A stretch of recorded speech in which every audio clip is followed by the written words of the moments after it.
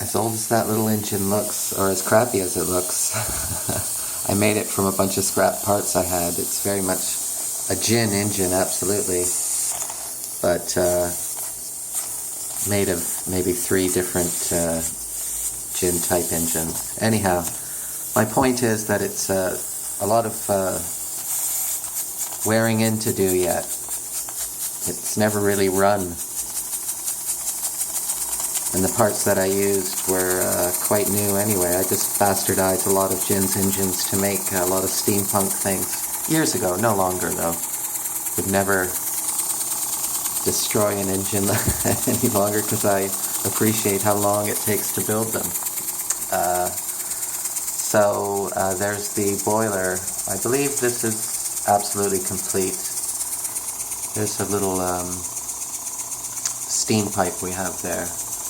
A quarter 40 thread on it. Just a basic clamp so you can remove it if you want to. Let's see. Again, still not sure about this door. Whether I want to put a latch on it or not. It does fit quite well. It really, there's no gap. So it seems fine to me anyway. But maybe I will one day. So there you have it. Oh, there's a gas tank. Again, just put together little silver brazings, some purchased fittings, Ronson valve, of course, and there you have it.